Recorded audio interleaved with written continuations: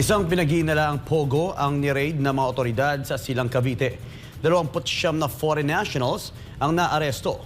Modus ng sabing pogo ang online scamming. Tunghayan natin ang balita ni Paul Montibon.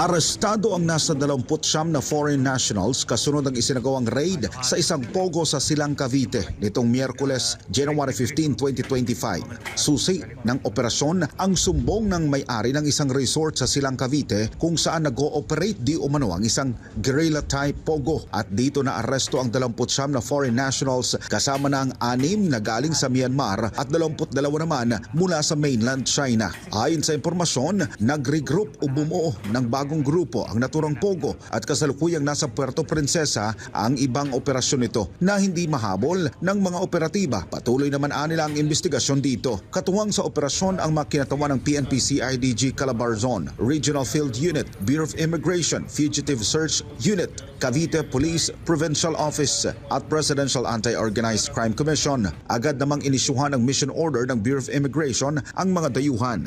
Enero ng taong kasalukuyan nang muling humingi ng ultimatum ang PAOK para sa tuluyang pagsawata ng pogo sa bansa. Batay na rin sa paulit-ulit na pangako ng pamahalaan na lulutasin ang problema ng pogo, ngunit bigo pa rin maisakatuparan ito. Batay sa pinakahuling impormasyon ng PAOK at PNP, nanganak raw ng mas maliit na grupo ang malalaking pogo hub sa bansa, kung kaya't nahihirapan ang mga otoridad na tukuyin kung saan nagtatago ang mga ito. Para sa Diyos at sa Pilipinas kumahal. Nagulat Paul Montibon, SMNI News.